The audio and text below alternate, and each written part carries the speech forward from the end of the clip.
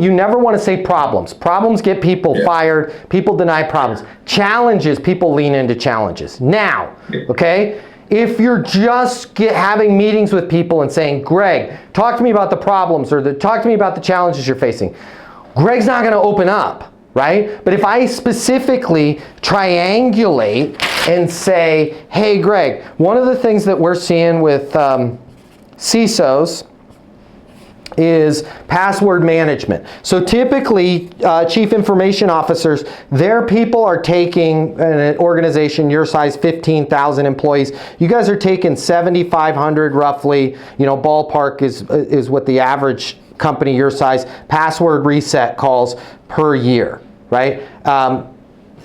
Here's what nobody's talking about. It's about a 10-minute call, okay? For your people, your IT people, just ballpark, if your IT people get paid what everybody else's IT people, that call is going to cost you about $30 in headcount. Here's what nobody's talking about, especially in healthcare. It's not the 10-minute call for your IT department. It's that the person on the other end of that phone who also works for, in your case, Centura Health, is also taking 10 minutes out of their day. Skilled nurse practitioner, neurosurgeon, anesthesiologist. What we've found is, on average, those calls in the healthcare sector for a 10-minute conversation are costing the organization $107 just to do that call. Brian, how are you dealing with that? So notice what I did. I just laid out the problem globally. I'm triangulating it, and then I'm bringing it down and saying, how are you dealing with that? Yeah, it's an issue. When you say it's an issue, can you give me a specific example? Yeah, I mean, we have some known perpetrators that are constantly having to reset their password. When you say constantly having to reset their password, how much are we talking? I'm talking once a month. Wait a minute, they're making 12 dials a year, and I'm writing that down, right? How many people? We got at least 100 people. Man, that's an additional 1,200 calls on top of the 7,500, right? Again, now I'm monetizing, and I never had to say, what challenges are you facing? The ideal conversation is that you're gonna let them be aware of something, right? There's a problem that every store owner is having to deal with. Nobody's talking about it.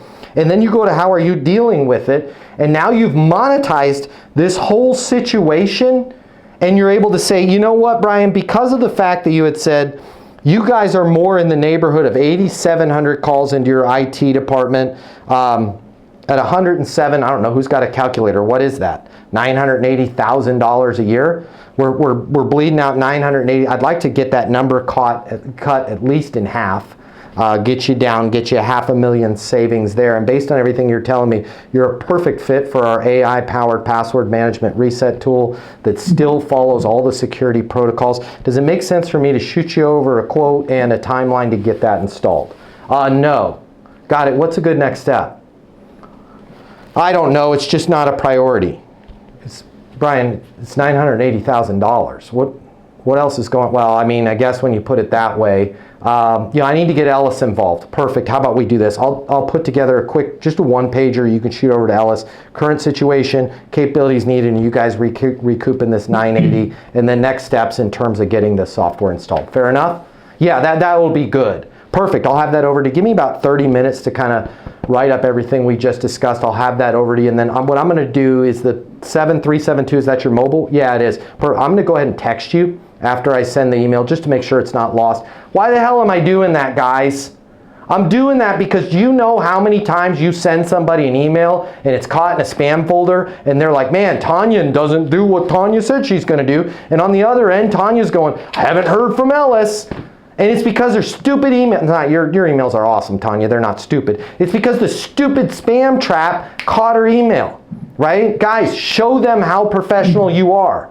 In the text that you send, hey, Brian, as promised, I've just hit send on the email. If you see it in your inbox, if you could send me I do a thumbs up emoji, that would be great. As promised, I'll call you Wednesday if I haven't heard from you before then. And then I put Matt Easton, founder or sales manager, www.easton. Why did I put www.eastonuniversity.com? Because it's hypertext. And then they get to my website. And then my phone number is what? freaking hypertext. I'm just making it really, really easy for people to do business with me.